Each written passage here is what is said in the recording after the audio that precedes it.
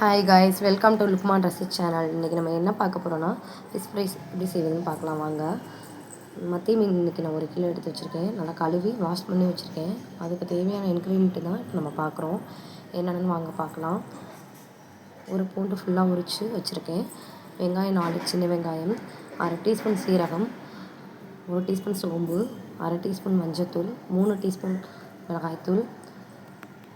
உங்களுக்கு எந்த அளவுக்கு காரம் தேவையோ அந்தளவுக்கு போட்டுக்கோங்க. எங்களுக்கு தேவையானாலும் நான் எடுத்து வச்சுருக்கேன். 1 டீஸ்பூன் அளவு உப்பு, 1 கொத்து கருவேப்பிலை, 1 கொத்து கொத்தமல்லி தழை. இதுதான் இதுக்கு தேவையான இன்க்ரீடியன்ட். இந்த மசாலா போட்டு நல்லா ஃபைன் பேஸ்ட்டாக அரைச்சி ஒரு மிக்ஸி ஜாரில் போட்டு அரைச்சி எடுத்துக்கோங்க. இதோட கொஞ்சம் புதினா தழை இருந்தாலுமே கொஞ்சம் சேர்த்துக்கோங்க. செம்ம டேஸ்ட்டாக இருக்கும். நல்லா மொறு கிறிஸ்பியாக வரும். Okay ma'am, okay. நம்ம வந்து இதை அரைச்சி மசாலா போட்டு 1/2 hour ஊற வச்சு எடுத்துருக்கோம். 1/2 hour ஒரு நாள் ஓகே, 1 hour எந்த அளவுக்கு ஊறுதோ அந்தளவுக்கு மசாலா நல்லா இறங்கியிருக்கும். இப்போ நான் வந்து மீன் பொரிக்க போகிறோம்.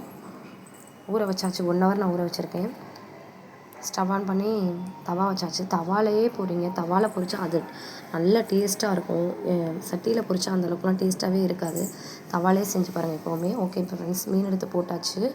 இப்போ வந்து மீன் ஓரளவுக்கு அளவுக்கு வெந்திருக்குதான்னு பார்க்குறோம். ஓகே, ஓரளவுக்கு கொஞ்சம் வெந்தது கம்மியாக இருக்குது. அதனால் நல்லா வேகட்டும்.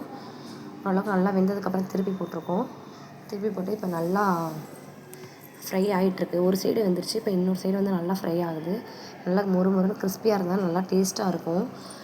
நம்ம வந்து பூண்டு போடுறதுனால சில பேர் வந்து பிடிக்குன்னு சொல்லி நினச்சிக்கோங்க. கரெக்டான அளவு நம்ம போட்டோம்னா அந்த மாதிரியெல்லாம் பிடிக்காது. நான் சொன்ன அளவு நீங்கள் போடுங்க, நல்லாயிருக்கும். கரெக்டாக இருக்கும். பிடிக்கவே பிடிக்காது. இங்கே பாருங்களேன், இப்போ நான் பொரிச்சு எடுத்து உங்கள்கிட்ட காட்டுறேன். அது எப்படி இருக்குது வந்திருக்குன்னு மட்டும் பாருங்களேன்.